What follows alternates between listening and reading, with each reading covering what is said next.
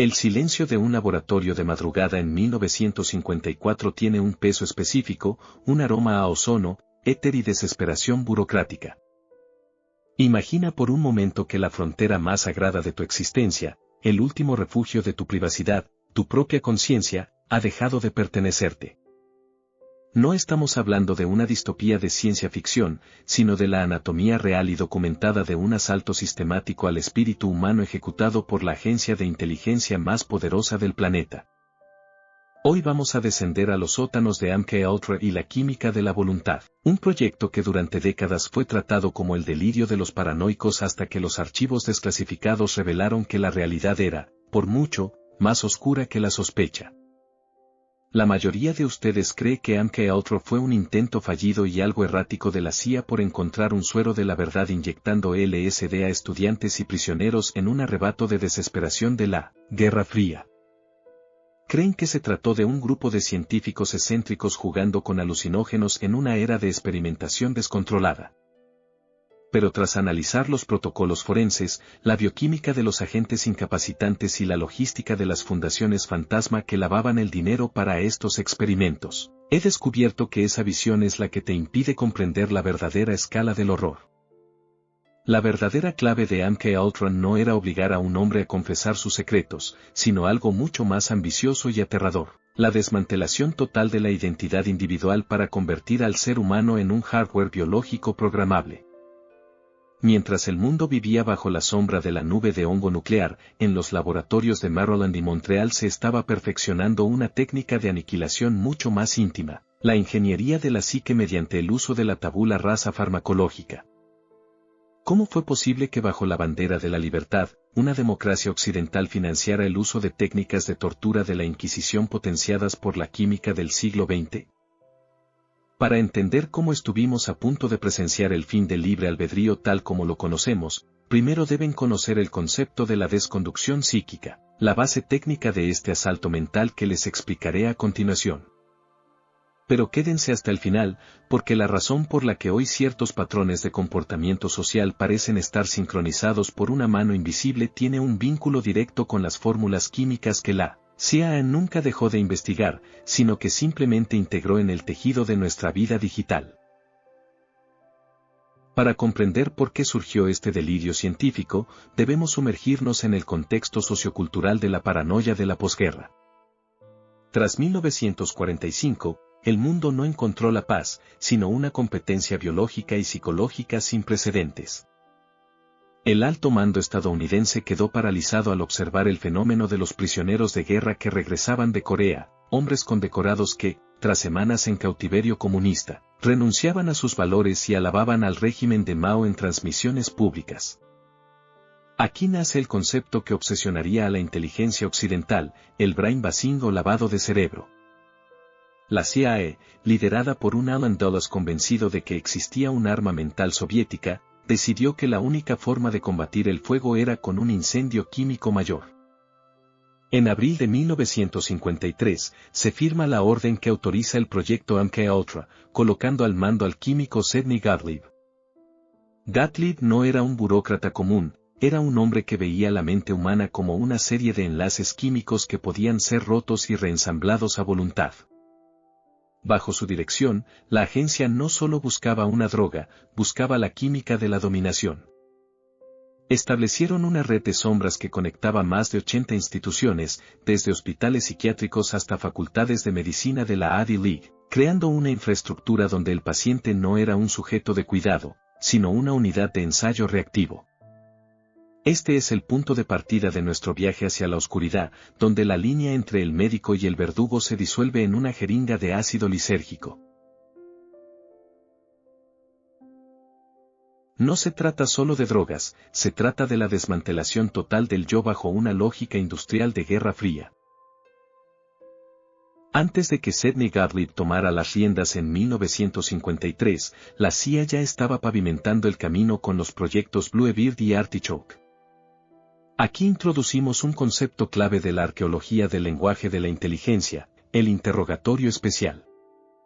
Bajo este eufemismo, La agencia buscaba determinar si un individuo podía ser condicionado para cometer un asesinato y luego olvidar por completo el acto mediante la amnesia post-hipnótica inducida por químicos. Esto nos lleva a la conexión más oscura con la posguerra europea, la importación de cerebros. A través de la operación Paperclip, Estados Unidos no solo trajo ingenieros de cohetes, sino también a los especialistas en ciencia racial y experimentación humana de los campos de concentración nazis.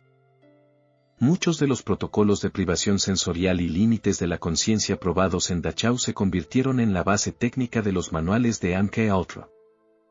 La logística de sombras era impecable, se crearon fundaciones médicas ficticias que servían como lavanderías de dinero para que universidades de la Ivy League pudieran aceptar fondos de la CIA sin que sus decanos hicieran preguntas incómodas sobre la procedencia del capital. Analicemos ahora el subproyecto 68, dirigido por el Dr. Donald Ewan Cameron en el Instituto Allen Memorial de la Universidad MC Hill. Cameron no era un científico marginal, era el presidente de la Asociación Psiquiátrica Mundial. Su teoría se basaba en la desconducción diferencial.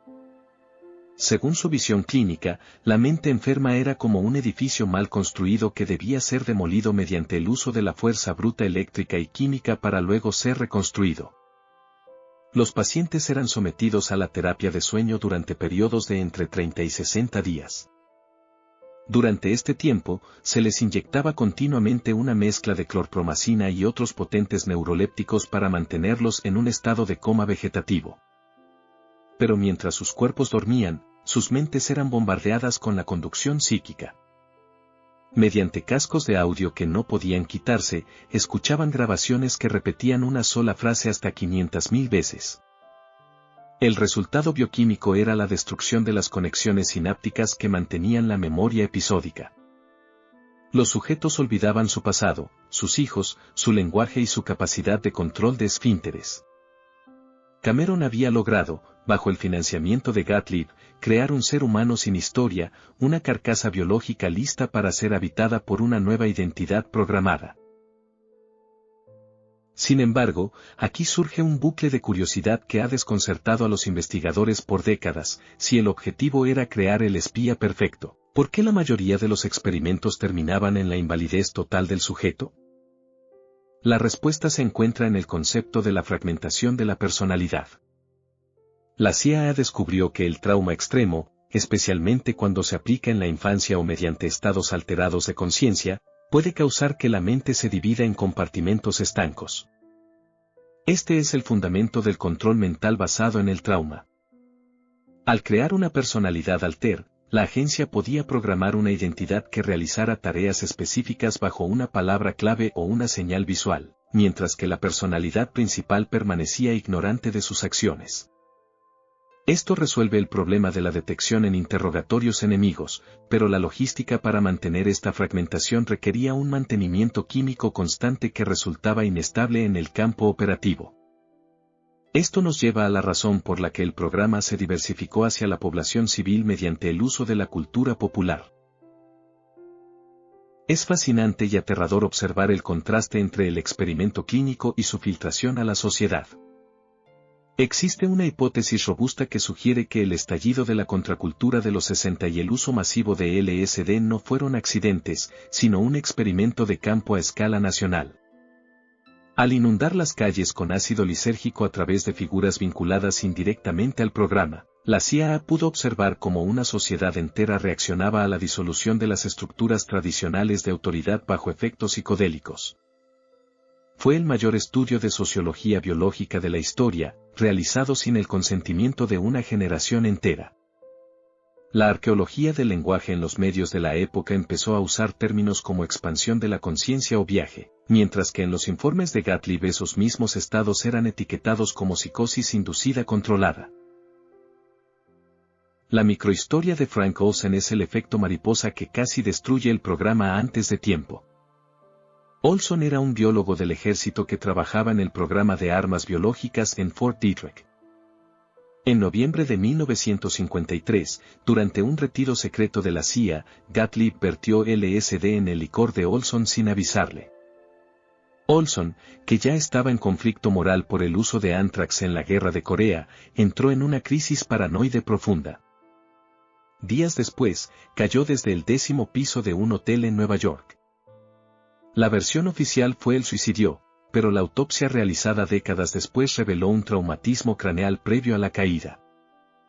Olson sabía demasiado sobre la intersección entre MKUltra y la guerra bacteriológica. Su muerte fue el mensaje de que la química del control no perdonaba ni siquiera a sus propios arquitectos. Esta geopolítica de sombras revela que la agencia estaba dispuesta a sacrificar a sus científicos más brillantes para proteger el secreto de la tabula rasa. Hablemos de la infraestructura técnica del aislamiento sensorial. En los laboratorios de la Universidad de Princeton, financiados por MKUltra, se desarrollaron los primeros tanques de flotación. El sujeto era sumergido en agua a temperatura corporal, en oscuridad total y silencio absoluto, mientras se le administraban dosis masivas de BZ. Sin estímulos externos, el cerebro empieza a fabricar su propia realidad, lo que permitía a los investigadores introducir sugestiones de anclaje en la psique del individuo. Bioquímicamente, el cerebro en aislamiento sensorial entra en un estado de hipersensibilidad dopaminérgica. Cualquier información recibida en ese estado es grabada con una intensidad emocional desproporcionada, lo que facilita el condicionamiento operante de larga duración.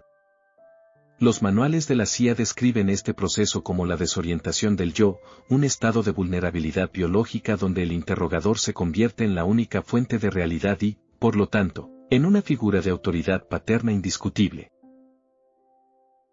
El legado de MKUltra se manifiesta en el presente a través de la geopolítica de la atención. Los herederos de Sidney Gottlieb ya no necesitan casas de seguridad en San Francisco ni burdeles clandestinos. La logística de la voluntad se ha trasladado al silicio. Cada vez que interactúas con un sistema de recompensa variable en una aplicación móvil, estás siendo sometido a una versión refinada de los experimentos de Skinner y Cameron. La química de la voluntad ya no se administra en una bebida, sino a través de la liberación endógena de neurotransmisores activada por señales visuales y algoritmos de predicción del comportamiento. El objetivo final de MKUltra siempre fue la previsibilidad total del comportamiento humano, y hoy estamos más cerca de ese ideal que nunca, bajo la fachada del progreso tecnológico y la personalización de la experiencia. Llegamos al cierre de este expediente con el dato más perturbador de todos. La destrucción de los archivos en 1973 fue tan efectiva que solo conocemos la punta del iceberg. Sin embargo, en los años 90, se descubrió una caja de registros financieros de MKUltra que habían sobrevivido por error. Esos registros mostraban que el programa no solo experimentaba con drogas, sino con implantes cerebrales y estimulación eléctrica remota mediante radiofrecuencia. Esto confirma que la CIA estaba explorando el control cibernético de la voluntad mucho antes de que el público supiera que tal tecnología era posible.